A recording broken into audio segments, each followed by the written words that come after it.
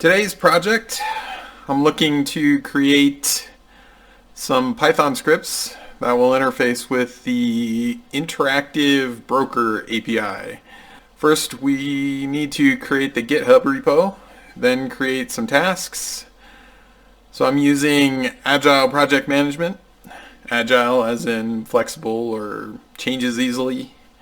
So I didn't capture all the tasks in this picture that I need, but it is easy enough to add them later, which I end up doing because it's Agile. So first we need to set up the environment. We'll do that by creating a VM using VirtualBox, then installing Windows. Next is VS Code. Highlighting the option to associate code files with VS Code, then installing Python, which has some options worth considering. Add Python to path, install for all users, add Python to environment, disable path limit, and then that's it for Python, and we're closing out tickets when we get done working that ticket. So the next one is installing Git. There's a bunch of options for Git.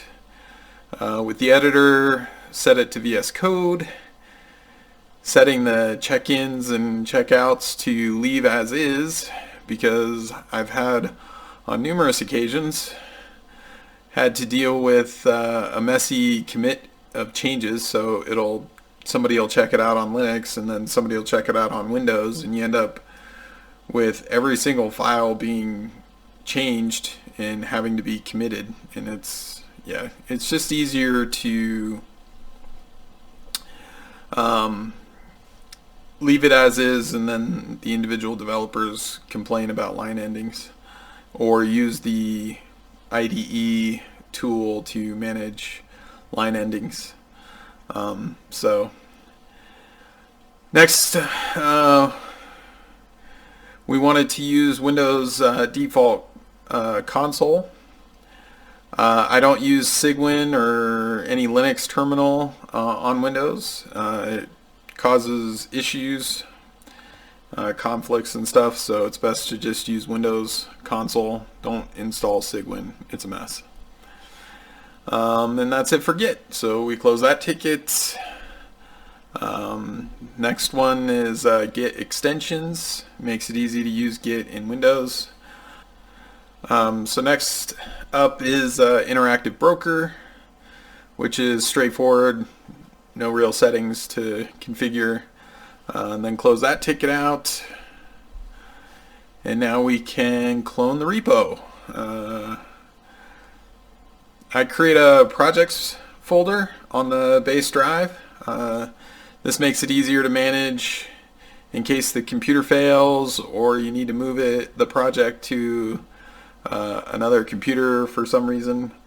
It's better to have a projects folder than trying to deal with the documents folder, or you end up accidentally saving it some other random place that you don't remember. You maintain a consistency by putting it in the base drive's project folder. It becomes, you just know where it's at. And then so once we're done checking out the repo, we can close that ticket.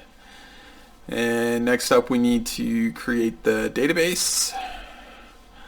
I always have IDs on every table I create. There's some issues with large tables that might become a problem, but switch over to a UUID. But the ID itself is irrelevant outside of the database. It's just for database optimization. Using it outside the database creates conflicts, creates confusion. It's best to ignore the ID outside of the database. I use unique row instead. It adds a little performance overhead to the database, but it basically is similar to overriding the equals function in a class. So what makes two instances of a class equal? Based on those properties or parameters, you configure the database table to consider a row unique based on those same properties. This manages the database so that I don't have to, and it makes it more easy to maintain that way.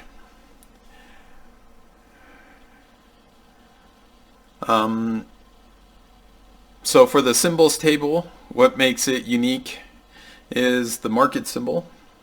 Microsoft, it's MSFT, so that becomes the unique column for each row.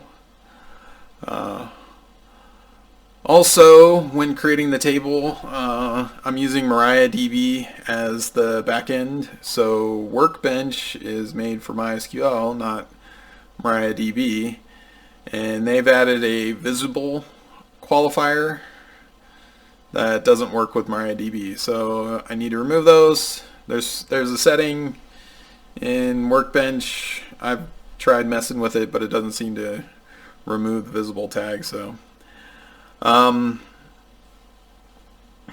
for the ticks table, the symbol, the interval, and the timestamp make for a unique row. And for the orders table, the symbol and timestamp make for a unique row. Okay, now that everything is set up on the database, we can close the database ticket. Now it's time to create the class that connects to the database. I'm going to create a settings file. This file will not be committed to GitHub. This is a security step so that I don't accidentally push the username and password to the GitHub repo, and so that everybody in the world can't see the username and password. So I don't want that, and neither should you.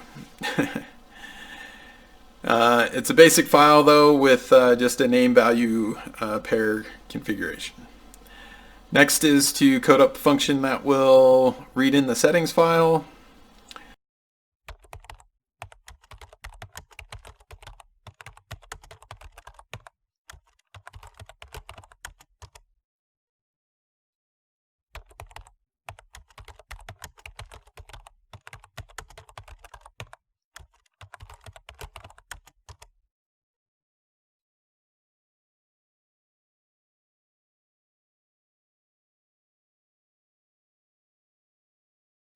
And I realized that I should be putting this in a class.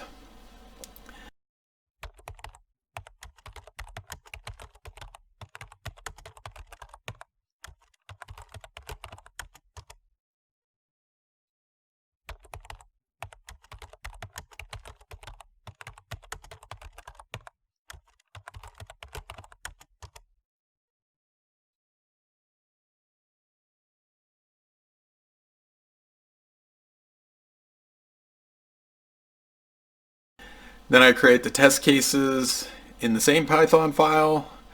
For small projects like this, it's easier to have the test cases in the same file. But in larger projects, you want to have them in a separate file. This makes it easier to debug also.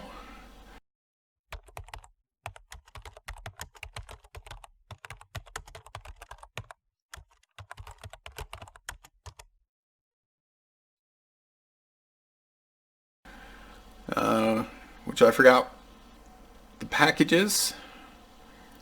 So I need to create a requirements file and add the MySQL connector library.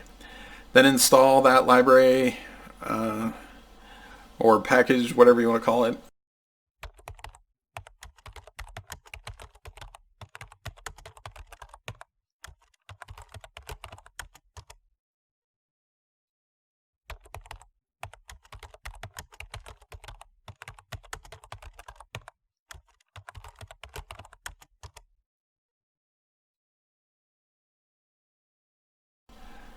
And there's a bug that needs to be fixed.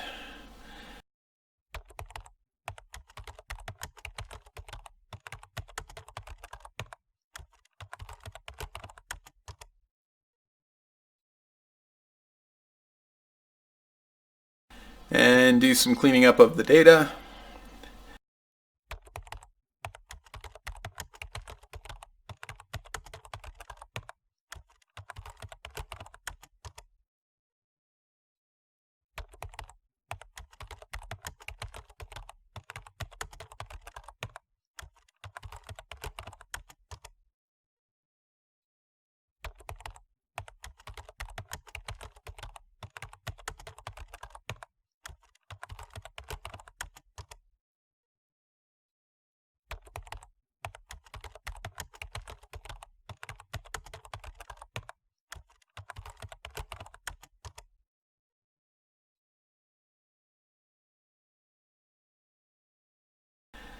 Then I need to create the wrapping code to connect to the database. I always create a stub function. It's similar to creating tasks in a project management tool. Let you outline the work, then slowly go through each one. I don't remember the code off the top of my head, and why I create modular code that I can just reference so I don't have to remember it. But interviewers always want you to know this stuff off the top of your head.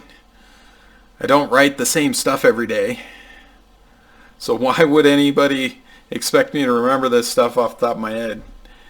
And why is someone writing the same code over and over again to get it stuck in their head? Your code is not very modular if you're writing the same code over and over again. Second to this, you need to have good organizational skills. Being able to organize your modules properly in a way that you'll easily remember where everything is makes it easy to find that code and reuse it, as I'm doing here. Also, anyone that may come along and read your code, it makes it easier for them to do so. I watched a Google engineer talk about what he uses for interviews.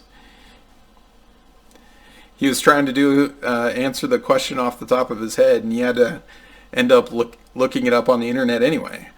And I don't know why interviewers insist on conducting interviews that way. I conduct interviews totally differently. Anyway, so I copied two functions, call execute SQL and execute query. The SQL function does not return any values, while the query function does return values. So if you're executing a select statement, you want to call the query function, and if you're executing the insert or update statement, then you'll want to call the SQL function.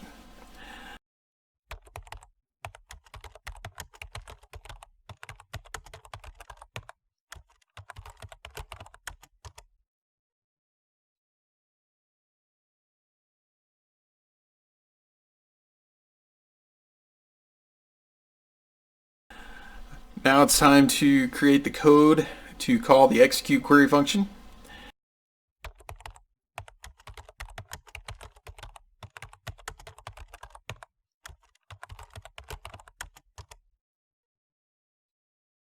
And I realize I should have named the class something a little more meaningful.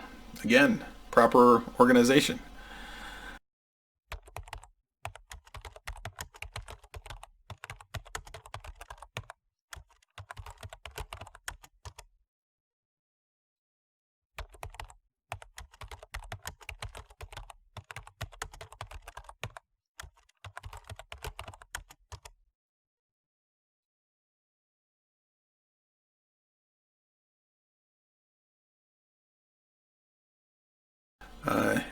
You always create bugs in your code, and that's why testing is important.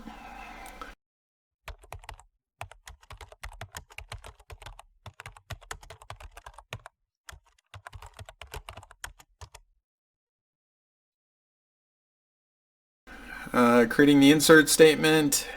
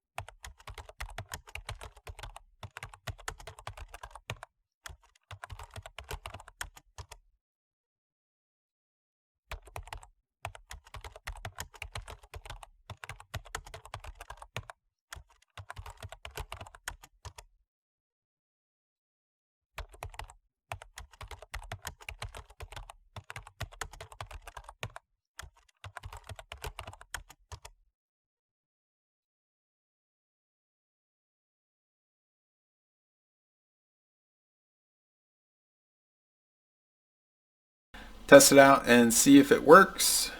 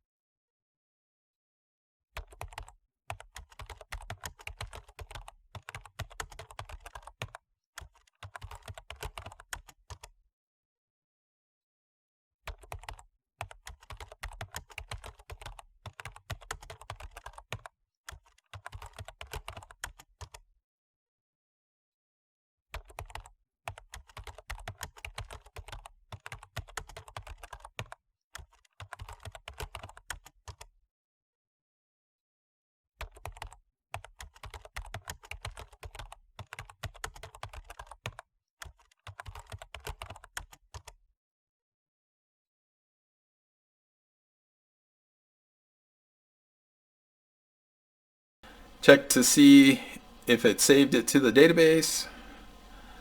Close out the ticket for the Python database class. One last thing. If you would like more detail on any of these steps, leave a comment below and I will consider making another video detailing that out. If you like this content and would like to see more, consider subscribing to Patreon, PayPal, or Bitcoin. Links are in the description.